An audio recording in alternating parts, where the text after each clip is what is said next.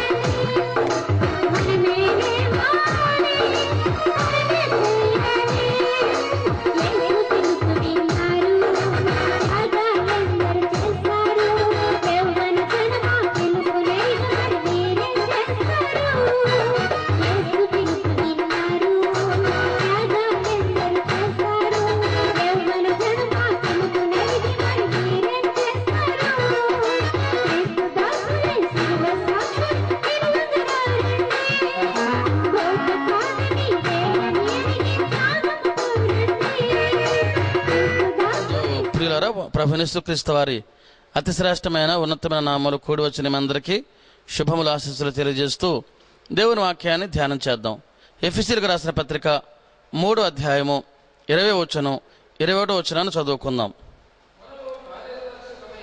మనలో కార్యసాధకమైన తన శక్తి చొప్పున మనము అడుగు వాటన్నిటి కంటేనూ ఊహించు వాటన్నిటి కంటేనో అత్యధికముగా చేయ శక్తి గల దేవునికి క్రీస్తు యేసు మూలముగా సంఘములో తరతరములు సదాకాలము మహిమ కలుగును గాక. ఆమెన్. అలాగే దానియేలు గ్రంథం 3వ అధ్యాయము 17వ వచనం మనం లేఖన భాగాన్ని పరిశీలన చేసినట్లయితే, మేము సేవించుచున్నటువంటి దేవుడు మండుచున్న వేడిమి గల ఈ అగ్నిగుండముల నుండి మమ్మను తప్పించి రక్షించుటకు సమర్థుడు, మరియు నీ వశమున పడకుండా ఆయన మమ్మను రక్షించును, ఒకవేళ ఆయన రక్షింపకపోయినను. చిన్న ప్రార్థన చేద్దాం. తలలు వంచండి, కళ్ళు మూయండి, ప్రార్థన చేద్దాం. సర్వవంతుల మీకు వందనాలు, స్తోత్రాలు. ఈ పరిచయ సమయంలో ఈ స్థలంలోకి చేరవచ్చిన మమ్మల్ని మీరు జ్ఞాపకం చేసుకోండి. ఈ వాక్యాన్ని వినుచున్న బిడ్డలందరినీ మీరు దర్శించి నీ వాక్యపు వెలుగులోనికి మమ్మల్ని నడిపించండి. నీ పరిశుద్ధ గ్రంథములోని ఆశ్చర్యకరమైన సంగతులు మేమందరము చూసినట్లుగా మా మనోనేత్రాలు తెరిచి మమ్మల్ని నీ మార్గంలో పయనింప చేయమని ప్రార్థిస్తూ యేసు ఉన్నతమైన నామమున అడిగి వేడుకొనుచున్నాము తండ్రి. ఆమేన్. ఈరోజు మన ధ్యానాంశము దేవుడు సమర్థుడు అనే అంశాన్ని మనం ధ్యానించబోతున్నాం. ఈ దేవుడు సమర్థుడు అనే విషయాన్ని మనం జ్ఞాపకం చేసుకుంటూ ఉండగా దేవుని ఆత్మ మన మధ్య సంచరించలాగున దేవుని వాక్య భాగముల నుండి అనేకమైన సత్యములు మనం తెలుసుకుని ఆధ్యాత్మికంగా మనందరము బలపడేలాగున వాక్యం కొరకు సిద్ధపడవలసిందిగా ప్రేమతో జ్ఞాపకం చేస్తున్నాను. మరి పరిచయ సమయంలో మనం దేవుని వాక్యాన్ని పరిశీలన చేస్తున్నప్పుడు దేవుడు రక్షించుటకు సమర్థుడు అనే విషయాన్ని మనం జ్ఞాపకం చేసుకోవాలి. ఆయన ఒక్కడైనా సమర్థుడు, ఇంకెవరైనా సమర్థులు ఈ లోకంలో ఉన్నారా అని మనం ప్రశ్న వేసుకుంటే బైబిల్ చెబుతున్న సత్యం ఏంటంటే దేవుడు ఒక్కడే సమర్థుడు, రక్షించుటకు ఆయన ఒక్కడే సామర్థ్యత కలిగినవాడు అని బైబిల్ మనకు జ్ఞాపకం చేస్తూ ఉంది. మనం చదివినటువంటి లేఖన భాగాల్లో ఎఫెసీయులకు రాసిన పత్రిక 3వ అధ్యాయము 21వ వచనం మనం చూసినప్పుడు అక్కడ శక్తిగల దేవుడు అని మరి పౌలు భక్తుడు ఎఫెసీ సంఘానికి రాస్తూ ఈ మాట జ్ఞాపకం చేస్తున్నాడు. అలాగే షడ్రకు, మేషకు, అబేద్నెగో అనబడేటువంటి ముగ్గురు యవనస్తులు కూడా మమ్మల్ని రక్షించడానికి సమర్థుడు మా దేవుడు అని గొప్ప సాక్ష్యం వారు ఇవ్వడం మనం చూస్తున్నాం. కాబట్టి మన దేవుడు, మనం సేవించేటువంటి దేవుడు మన రక్షించడానికి సమర్థత కలిగిన వాడుగా మనం గమనించాల్సిన అవసరత ఉంది. దేవుని లేఖన భాగాల మార్కు సువార్త 10వ అధ్యాయము 27వ వచనం మనం చూస్తున్నప్పుడు దేవునికి సమస్తము సాధ్యమే, మనుషులకు అసాధ్యము కానీ దేవునికి సమస్తము సాధ్యమే అనే మాట మనం అక్కడ చదవగలం. అంటే దేవునికి సమస్తము సాధ్యమే, ఆయనకు అసాధ్యమైంది ఏది లేదు అనే విషయాన్ని మనకు భక్తుడు తన లేఖన భాగాల్లో మనకు తెలియజేస్తూ ఉన్నాడు. మరి లేఖన భాగాన్ని మన జాతిగా పరిశీలన చేసినప్పుడు రాజుల మొదటి గ్రంథం 17వ అధ్యాయము 9 నుండి 16 వచనం మనం చదవగలిగినట్లయితే అక్కడ లేఖన భాగాల్లో కొన్ని విషయాలు మనం జ్ఞాపకం చేసుకోవచ్చు. ఆ విషయాలు ఏమిటాయా అంటే తిష్బీయుడు అనేటువంటి ఏలి అనబడేటువంటి ప్రవక్త మరి సీదోను పట్టణమునకు సంబంధమైనటువంటి సారెపతు అనేటువంటి గ్రామానికి దేవుని యొక్క వాక్కు చేత పంపబడినప్పుడు ఆ సారెపతు అనబడేటువంటి ఊరిలో ఒక విధవరాలు ఆమె నివసిస్తున్నట్టుగా మనం గమనించగలం. మరి ఆ విధవరాలు ఓ తీవ్రమైనటువంటి సమస్యతో, ఓ తీవ్రమైనటువంటి కలవరంతో ఆ సందర్భంలో ఆమె ఉన్నట్టుగా మనకు వాక్య భాగం జ్ఞాపకం చేస్తుంది. ఆమె ఎదుర్కొంటున్నటువంటి ఆ సమస్య, ఆమెకున్నటువంటి ఆ తీవ్రమైనటువంటి కలవరాన్ని గురించి మనం ఆలోచన చేస్తున్నప్పుడు ఆ ప్రాంతమంతా వర్షం లేక ఆ భూములన్నీ కూడా ఎండిపోయి మరి ఫలాలు లేక తినడానికి ఆహారం లేక వాళ్ళంతగానో నలిగిపోతున్నటువంటి సందర్భం అక్కడ మనకు జ్ఞాపకం చేయబడుతూ ఉంది. అలాంటి సందర్భంలో మరి దేవుని వాక్కు చేత మరి ఆ యొక్క పట్టణానికి, ఆ పట్టణంలో ఉన్నటువంటి ఆ గ్రామానికి పంపినటువంటి ఆ ప్రవక్త అయినటువంటి ఏలియా మనం ఆలోచన చేస్తున్నప్పుడు ఆ సారెపతు అనబడేటువంటి ఆ విధవరాల దగ్గరికి వెళ్ళడం మనం చూస్తున్నాం. ఆమె ఆ సమయంలో ఆమె కట్టెలు ఏరుకోవడానికి అక్కడికి వచ్చింది. ఆ కట్టెలు ఏరుకుంటున్న సమయంలో ప్రవక్త ఆమె దగ్గరికి వెళ్ళాడు, ఆమెను చూచాడు, ఆమెతో మాట్లాడాడు. ఆమెతో మాట్లాడుతుంటున్నాడు, అమ్మా నాకు ఒక చిన్న అప్పమ్మ కావాలని ఆమెను అడిగినప్పుడు ఆ విధవరాలు ఎంతో వేదనతో దుఃఖంతో చెప్తుంది, అయ్యా ఇదిగో కరువు కాలం, ఇది తినడానికి ఆహారం లేదు, తాగడానికి నీళ్లు లేవు, భయంకరమైనటువంటి కలవరం మా జీవితాల్లో ఉంది, భయంకరమైనటువంటి శోధుల్లో మేము ఉన్నాం, భయంకరమైనటువంటి మరి దేని స్థితిలో మేము ఉన్నామయ్యా. ఈ సమయంలో మాకే తినడానికి ఆహారం లేదు, ఇదిగో మాకున్నటువంటి పాత్రలు మరి కొంచెం పిండి మాత్రమే ఉంది, ఆ బుడ్డిలో కొంచెం నూనె మాత్రమే ఉంది, మరి ఇది తప్ప మా దగ్గర ఏమీ లేదు. ఇదిగో మరి నాకు కుమారుడున్నాడు, ఈ యొక్క కట్టెలు ఏరుకుని వెళ్ళి ఆ కొంచెము ఆ పిండితో, ఆ పట్టెడు పిండితో కొంచెం నూనెతో ఒక అప్పము చేసుకుని మేము చనిపోవాలని మేము ఆలోచన చేస్తున్నామయ్యా అని చెప్పి ఆమె వేదనతో చెప్పినప్పుడు దైవజనుడు ఆమెతో జ్ఞాపకం చేస్తున్నటువంటి మాట, అమ్మా నీవు వెళ్ళి ఇదిగో మొదటి అప్పాన్ని తయారు చేసి సిద్ధం చేసి నాకు తీసుకొచ్చి దాన్ని ఇమ్మని చెప్పినప్పుడు ఆమె దైవజనుడు చెప్పినటువంటి ఆ మాటను ఆమె ఆలకించి మరి ఆ కొదువులోను, ఆ కొరతలోను, ఆ సమస్యలో ఉన్నప్పటికీ కూడా ఏమన్నా తీవ్రమైనటువంటి సమస్య చేత ఆమె నలిగిపోతున్నప్పటికీ కూడా మరి దైవజనుని మాటకు లోబడి ఆమె వెళ్ళి ఆ కొంచెం పట్టెడు పిండి, ఆ కొంచెం నూనెను ఒక రొట్టెగా తయారు చేసి ఆ మొదటి రొట్టెను తీసుకుని దైవజనునికి కూడా మనం చూస్తున్నాం. ఎప్పుడైతే దైవజనునికి ఆ మొదటి అప్పమిచ్చిందో వెంటనే దైవజనుడు మాట్లాడుతున్నాడు, ఇదిగో ఇది కరువు కాలము తీరిపో వరకు, మరలా భూమి మీద వర్షము కురియ వరకు మరి మీకున్నటువంటి నూనె కానీ ఆ పిండి కానీ అయిపోదు, మీరు పోషించబడతారు, దేవుడు మిమ్మల్ని పోషిస్తాడని చెప్పి అక్కడ దైవజనుడు వారికి వాగ్దానం ఇవ్వడం మనం చూస్తున్నాం. నిజంగా మనం ఆలోచన చేస్తే ఆమె దగ్గర ఉన్నటువంటిది పట్టెడు పిండి, ఏమండి బుడ్డులో కొంచెం నూనె మాత్రమే ఉందండి. ఆ పిండికి ఆ నూనెకి కేవలము కొన్ని అప్పాలు మాత్రమే చేయడానికి అవకాశం ఉంది.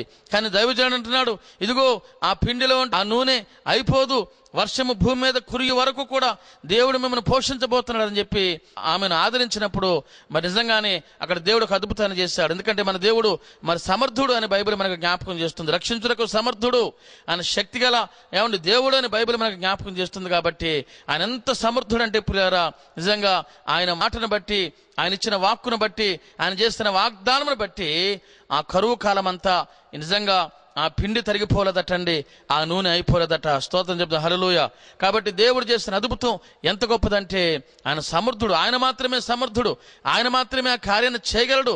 మరి ఏ నరమాత్రుడు ఆమెకు అంత సహాయాన్ని చేయలేడు, ఏ నరమాత్రుడు ఆమె ఆకలిని తీర్చలేడు, ఏ నరమాత్రుడు ఆ కరువు కాలములో ఆమెను పోషించే శక్తి ఏమండి ఎవరికి లేనటువంటి సమయంలో దేవదేవుడు సమర్థుడు. కాబట్టి ఆయన మాత్రమే ఆ కరువు కాలంలో ఆ కుటుంబాన్ని పోషించిన విధానాన్ని మనం జ్ఞాపకం చేసుకోవాలి. నిజమే, మన జీవితాల్లో కూడా ఎన్నో శ్రమలు, ఎన్నో శోధనలు మన జీవితంలో కలుగుతుంటాయి. అయితే దేవుని మాట మనం జాగ్రత్తగా వినగలిగినట్లయితే, దేవుని మాటకి మనం లోబడినట్లయితే మనకు కరువు కాలంలో, శోధన కాలాల్లో దేవుడు మనల్ని పోషిస్తాడు అని లేఖనాలు మనకు జ్ఞాపకం చేస్తున్నాయి. రెండోదిగా మనం ఆలోచన చేసినట్లయితే మత్తయి సువార్త 14వ అధ్యాయము 28 నుండి 29 వచనాలు మనం జాగ్రత్తగా పరిశీలన చేస్తున్నప్పుడు అక్కడ పేతురు యేసయ్యతో మాట్లాడుతున్న విధానాన్ని మనం జ్ఞాపకం చేసుకోవచ్చు. లేఖన భాగాన్ని మనం జాగ్రత్తగా పరిశీలన చేసినట్లయితే మత్తయి సువార్త 14వ అధ్యాయము 28వ వచనం నుండి 29వ వచనం మనం చూస్తున్నప్పుడు ఆ లేఖన భాగం ఏ విధంగా మనకు జ్ఞాపకం చేస్తుంది. పేతురు, ప్రభువా నీవైతే నేల మీద నడిచి నీ యొద్దకు వచ్చుటకు నాకు సెలవిమ్మని ఆయనతో అనెను. ఆయన రమ్మనగానే పేతురు దోణి దిగి యేసు వద్దకు వెళ్ళటకు నీళ్ళ మీద నడిచెను గాని గాలిని చూచి భయపడి అనే మాట మనకు తెలియజేయబడుతుంది. ఇక్కడ పిల్లరా మీరు గమనించాలి, ఏ మానవుడు నీళ్ళ మీద నడిచే శక్తి ఎవరికీ లేదండి. ఈ భూమి మీద ఉన్నటువంటి ఏ మానవుడు ఎన్నడూ కూడా నీళ్ళ మీద నడిచినటువంటి చరిత్ర లేదండి. నీళ్ళ మీద నడవడం అంటే అది మనుషులకు అసాధ్యమైన కార్యం అండి. మనుషులు ఆ పని చేయడానికి ఏమంటే శక్తి లేని వరకు మనం గమనించాలి. అయితే దేవునికి సమస్తము సాధ్యమే. దేవుడు నేల మీద రావడం చూసినప్పుడు ధోనిలో ఉన్నటువంటి పేతురు ప్రభువును చూసి అంటున్నాడు, ప్రభువా నీవే అయితే నేల మీద నడిచి నీ యొద్దకు వచ్చుటకు నాకు సెలవిమ్మని ప్రభుని అడగడం మనం చూస్తున్నామండి. నిజంగా మీరు ఒక అద్భుతాన్ని మనం చూడాలి. ఇక్కడ ఎప్పుడైతే దేవుణ్ణి ఏమంటే ఆ మాట అడిగాడో వెంటనే దేవుడు అంటున్నాడు, అయ్యా ఇదిగో నువ్వు రమ్మని పిలిచినప్పుడు పేతురు విశ్వాసంతో ఆ దోణి దిగి ఆ నేల మీద నడుచుకుంటూ ప్రభు దగ్గరికి రావడం మనం చూస్తున్నాం. మీరు గమనించాల్సిన విషయం ఏంటంటే ఆ దోణిలో పేతురుతో పాటు కొంతమంది శిష్యులు ఉన్నారు. కానీ వారెవరు కూడా ప్రభువును అలాంటి గొప్ప కార్యాన్ని అడిగే స్థితిలో వారెవరూ లేరండి. వాళ్ళు కేవలం కూర్చునే ఉన్నారు, వారు కేవలం చూస్తూనే ఉన్నారు. కానీ పేతురు అయితే ప్రభును అడగడం ద్వారా ఒక అద్భుతాన్ని తన జీవితంలో పొందగలిగాడు. అదేంటంటే నేల మీద నడిచే అనుభవాన్ని పొందగలిగాడు. ఆ నేల మీద నడిచేటువంటి ఆ గొప్ప అనుభవాన్ని అతనికి ఇవ్వగలిగినటువంటి శక్తి దేవుని దగ్గర ఉందని మనం జ్ఞాపకం చేసుకోవాల్సిన అవసరం ఉంది. నేల మీద నడవగలిగాడు పేతురు అంటే అది పేతురు గొప్పతనం కాదు, కానీ పేతురు సేవిస్తున్నటువంటి ఆ దేవుని గొప్పతనంగా ఈ ప్రత్యేక సమయంలో మనం జ్ఞాపకం చేసుకోవాల్సిన అవసరం ఉంది. కాబట్టి నేల మీద పేతురు నడిచాడంటే ఆ శక్తి దేవుని దగ్గర ఉంది. అలా నడవడానికి కారణం దేవులో ఉన్నటువంటి శక్తి అనే విషయాన్ని మనం జ్ఞాపకం చేసుకోవాలి. ఏమంటే అదే 30 వచ్చిన మనం చూసినప్పుడు ఆ నడుస్తున్నటువంటి వ్యక్తి గాలిని చూచి భయపడి మునిగిపోసాగాడటండి. అంతవరకు ప్రభును చూచాడు, ప్రభు మీద ఆనుకున్నాడు, ప్రభుని అడిగాడు, అతను విశ్వాసంతో నేల మీద నడిచాడే కానీ తర్వాత లోకం వైపు చూచాడు, ఆ గాలిని చూచాడు, భయపడి మునిగిపోతున్నాడు. ఎందుకు భయపడాలండి అతను? అతను ఎందుకు భయపడుతున్నాడు? మనం ఆలోచన చేయాలా. భయపడుటకు దేవుడు నరమాత్రుడు కాదు, భయపడుటకు దేవుడు మాట ఇచ్చి తప్పే దేవుడు కాదు. ఏమండి, మనం భయపడుటకు దేవుడు ఏమండి ఆయన శక్తిహీనుడు కానే కాదనే విషయాన్ని మనం ఆలోచన చేయాలా. ఏమంటే ఆయనకు మాట సెలవిచ్చినటువంటి దేవుడు గొప్ప దేవుడు అనే విషయాన్ని ఆ సమయంలో పేతురు మర్చిపోయాడు. గాలిని చూచి భయపడిపోతున్నాడండి. మనం కూడా కొన్ని సందర్భాల్లో లోకానుసారమైనటువంటి ఆ విధానాలను చూసినప్పుడు, లోకంలో కలిగేటువంటి కలవరాలు చూసినప్పుడు మనం కూడా భయపడి అయ్యో నా జీవితం వ్యర్థం, అయ్యో నా బ్రతుకు వ్యర్థం అని చెప్పి మనం కలవరపడుతూ ఉంటామండి. మనం కూడా ఏమండి మనకు తెలియనటువంటి అనేకమైనటువంటి ఆలోచనలతో సతమతమైపోతూ ఉంటామండి. పేతురు కూడా ఆ గాలిని చూసి భయపడి మునిగిపోతున్నాడు. మనం ఆలోచన చేద్దాం. ఇక్కడ దేవుని యొక్క గొప్పతనం గురించి మనం ఆలోచన చేస్తే ఏమంటే అతను నడిచి రమ్మని చెప్పినటువంటి దేవుడు ఎంత గొప్ప దేవుడు అయ్యా అంటే, ఆదికాండం మొదటి వచనం మనం చూసినప్పుడు నిజంగా దేవుడు భూమి ఆకాశములను సృజించుననేటువంటి గంభీరమైన మాట మనం చూడగలం. దేవునికి ఉన్న శక్తి ఏంటండి, ఎంత గొప్ప అపారమైనటువంటి శక్తి ఆయన కలిగి ఉన్నాడు. ఆయన మాట సెలవీయగా భూమి నిర్మించబడింది, ఆకాశం ఏర్పరచబడిందండి.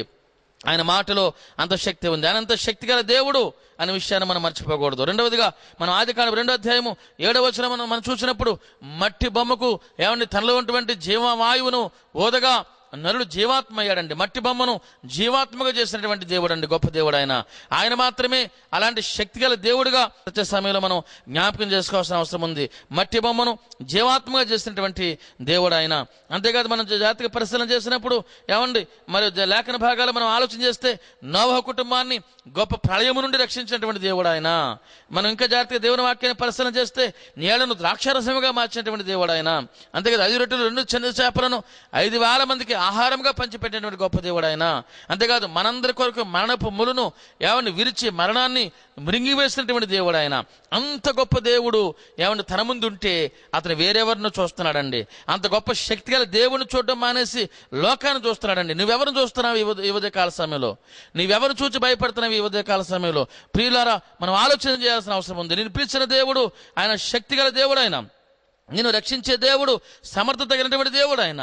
ఆయన్ని చూడడం మానేసి ఆయన్ని మీద ఆనుకోవడం విడిచిపెట్టి నీవెవరెవరినో చూచి కలవరపడినట్లయితే నీవు అనేకమైన శ్రమలలో చిక్కుపడతావనే సత్యాన్ని మనం జ్ఞాపకం చేసుకోవాల్సిన అవసరం ఉంది. అలాంటి గొప్ప దేవుని యొక్క శక్తిని మర్చిపోయి అతను గాలిని చూచి భయపడుతుండగా లేఖనం మనకు జ్ఞాపకం చేస్తుంది. మనకి జాతక పరిశీలన చేస్తున్నట్లయితే మత్తయి సువార్త 6వ అధ్యాయం 27వ వచనం మాట జ్ఞాపకం చేయబడుతుంది. చిందించవద్దు అనే మాట మనం అక్కడ చూడగలమండి. పేతురు నేలలో పడిపోతూ భయపడి చిందిస్తున్నాడు. అయ్యో నేను చనిపోతానేమని భయపడుతున్నాడండి. కాబట్టి మనం భయపడాల్సిన అవసరం లేదు. మన దేవుడు గొప్ప దేవుడు, మనం రక్షించడానికి సమర్థత కలిగిన దేవుడుగా లేఖనాలు మనకు జ్ఞాపకం చేస్తున్నాయి. మార్కు సువార్త 5వ అధ్యాయము 24 నుండి 34 వచ్చిన మన జాతక పరిశీలన చేస్తున్నప్పుడు అక్కడ ఒక రక్తస్రావ రోగం అనేటువంటి స్త్రీ మనకు జ్ఞాపకం చేయబడుతుంది. ఆమె 12 సంవత్సరాలుగా ఆ తీవ్రమైనటువంటి వ్యాధి చేత ఎంతగానో నలిగిపోయిందండి. ఆ వ్యాధి చేత ఎంతగానో సతమతమైపోయిందండి. బయటకు చెప్పుకోలేక, మనుషులతో కలవలేక ఆమె ఎంత నరక యాతన పడిందో ప్రియరా మీరు గమనించాల్సిన అవసరం ఉంది.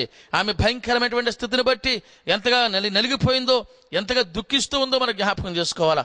ఆ రోగ నివారణ కొరకు ఆమె వెళ్ళినటువంటి డాక్టర్ లేడు, కలుసుకునే డాక్టర్ లేడు, వెళ్ళని ప్రాంతం లేదు. ఏమంటే కొన్ని వేల రూపాయలు, లక్షల రూపాయలు తన రోగ నివారణ కొరకు ఎంతగానో ఖర్చు పెట్టిందండి. కానీ ఎలాంటి ఫలితం ఆమె పొందలేకపోయింది. ఇక నా జీవితం ఇంతేనా, నా బ్రతికింతేనా, నన్ను రక్షించేవారు ఎవరు లేరా అని విలిపిస్తున్న సమయంలో ఎవరో చెప్పగా విందండి. యేసయ్య అనే వ్యక్తి ఒక ఆయన ఉన్నాడు. ఆయన రక్షించడానికి సమర్థుడు, దేవుడు సమర్థుడు.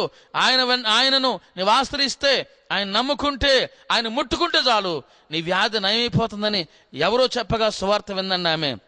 ఆ మాటలు హృదయమైన పలక మీద రాసుకుంది. ఎప్పుడు యేసుని కలుసుకుందామా, ఎప్పుడెప్పుడు యేసయ్య వస్తాడని ఎదురు చూచిందండి. ఒక శుభదినాన ఒక శుభవార్త ఆమెకు అందింది. ఏంటంటే యేసు ఒక మార్గాన్ని వెళుతున్నాడని. ఎప్పుడైతే యేసు ఆ మార్గాన్ని వెళుతున్నాడని ఆమె వినదో వెంటనే ఆమె పరుగు పెడుతూ వెళ్ళిందండి. పరుగు పెడుతూ వెళుతూ ఆయన వెనుక వైపుగా వెళ్ళి ప్రజలందరినీ, ఆ జనసందోహాన్ని ఆమె చీల్చుకుంటూ ముందుకు వెళ్ళి యేసయ్య వస్త్రపు చెంగు ముట్టుకుంది. పిల్లారా, ఎప్పుడైతే యేసు వస్త్రపు చెంగు ఆమె ముట్టుకుందో అక్కడ ఒక అద్భుతం జరిగిందండి. ఎందుకంటే మన దేవుడు సమర్థుడు. స్తోత్రం చెప్తాం, హల్లెలూయా. మన దేవుడు సమర్థుడండి. ఎప్పుడైతే యేసు యొక్క వస్త్రపు చెంగు ఆమె ముట్టుకుందో వెంటనే 12 సంవత్సరాలుగా ఆమెలో ఉన్న కలవరమంతా పోయిందండి. 12 సంవత్సరాలుగా ఆమెలో ఉన్నటువంటి దుఃఖమంతా పోయిందండి. 12 సంవత్సరాలుగా పైకి చెప్పుకునేటువంటి ఆ బాధ అంతా మొట్టమామైపోయిందండి. 12 సంవత్సరాలుగా ఆమెలో ఉన్నటువంటి దుఃఖము, వ్యాధనంతా చిటికలో మామైపోయిందండి. ప్రియరా, కారణం ఏంటంటే ఆ దేవుడు సమర్థుడు. ఆ సమర్థుడైనటువంటి దేవుణ్ణి ఆమె వస్త్రపు చెంగును ముట్టుకుంది. వెంటనే ఆమెను కలవరపరుస్తున్న రక్తధార ఏమండి కట్టబడినట్టుగా వాక్యం జ్ఞాపకం చేస్తుంది పిల్లరా. కానీ మన దేవుడు సమర్థుడు. అనేకమైన విషయాలు మనం జ్ఞాపకం చేసుకున్నాం. నువ్వే సమస్యతో ఉన్నావు, ఏ శోధనతో ఉన్నావు, ఏ కలవరాలతో ఉన్నావు, ఏ చిక్కుల్లో ఉన్నావు, ఏ ఇబ్బందుల్లో ఉన్నావు, ఏ బంధకాల్లో ఉన్నావు, నువ్వెవరిని చూస్తున్నావు? ఎవరిని చూడొద్దు. నువ్వు దేవుని చూడు, దేవుని ఆశ్రయించు. ఆయన సమర్థుడైనటువంటి దేవుడు. నేను రక్షించడానికి సమర్థుడు, నేను కాపాడుటకు సమర్థుడు, నేను స్వస్థపరచడానికి సమర్థుడు, నీకు కరువు కాలంలో పోషించడానికి సమర్థత కలిగినటువంటి దేవుడు ఆయన ఆశ్రయిద్దాం. పరలోకపు దీవెనలు మనం పొందుకుందాం. దేవుడి మాటలు దీవించి ఆశీర్వదించును గాక. ఆమెను ప్రార్థన చేద్దాం. తల్ల వంచండి. సర్వోత్తరమే కొందనాలు స్తోత్రాలు. ఈ ప్రత్యేక సమయంలో ప్రభా నీ లేఖన భాగములో నుండి కొన్ని మాటలు తండ్రి మేము చదవడానికి అయ్యా వినడానికి మీరు మాకు ఇచ్చిన అవకాశం కొరకే మీ స్తోత్రాలు. అయ్యా నీ లేఖన భాగాలు బోధించబడుతున్నప్పుడు అయ్యా నువ్వు సమర్థుడమైన దేవుడు అని తండ్రి నీ వాక్యము తండ్రి విత్తబడి ఉండగా నిజమే అనేక మంది ప్రియులు తండ్రి, అనేక మంది బిడల ప్రభా వాక్య సత్యాన్ని ఎరిగిన వారై ఆ వాక్యాన్ని జ్ఞాపకం చేసుకుని లోకం వైపు చూడకుండా, లోకంలో ఉన్నటువంటి కలవరాల వైపు చూడకుండా, లోకంలో ఉన్నటువంటి బంధకాల వైపు చూడకుండా, లోకంలో ఉన్నటువంటి ఇబ్బందుల వైపు చూడకుండా నాయన నీ వైపు చూస్తూ సమర్థుడైనటువంటి నిన్ను వెంబడించే కృపను మందరికి దయచేయమని ప్రార్థిస్తున్నాము నాయన. నిన్ను వెంబడించినప్పుడు, నీ మీద ఆనుకున్నప్పుడు, అయ్యా నిన్ను ఆశ్రయించినప్పుడు తండ్రి నీవు మమ్మల్ని రక్షించే దేవుడవు, మమ్మల్ని కాపాడే దేవుడవు, మమ్మల్ని స్వస్థపరిచే దేవుడు నాయన. వినుచున్న బిడలు అనేక మంది కలవరాలతో ఉన్నారేమో తండ్రి, నీవు సమర్థవంతుడమైన దేవుడువని వారు ఎరిగి ప్రభువా వారి కలవరాలు పోగొట్టుకునే కృపను వారికి దయచేయండి. అనేక మంది వ్యాధులతో ఉన్నారేమో నాయన, వ్యాధుల నుంచి విడిపించగల సమర్థుడు నీవే అని ఎరిగిన వారై నీ చెంతకు వచ్చి అయ్యా వారికి కొన్ని వ్యాధుల నుంచి విడుదల పొందే కృపను దయచేయండి. వారికి కొన్ని ప్రతి అవసరత మీ నామమును తీర్చమని ప్రార్థిస్తూ అయ్యా మరల మేము కలుసుకునే పర్యంతమని కృపను తోడుగా ఉంచమని యేసు నామమున అడిగి వేడుకొనుచున్నాం తండ్రి. ఆమేన్. తండ్రి దేవుని దీవెన, కుమారుడు యేసుక్రీస్తు వారి కృప, పరిశుద్ధాత్మ అన్యోన్య సహవాసము ఇప్పుడు ఎల్లప్పుడు మనకు, మన కుటుంబాలకు, మన సంఘాలకు, అలాగే జరుగుతున్న పరిచయకు, జరగబోతున్న పరిచయలకు వినుచుని అందరికీ తోడయుండి నడిపించునుగాక. ఆమేన్.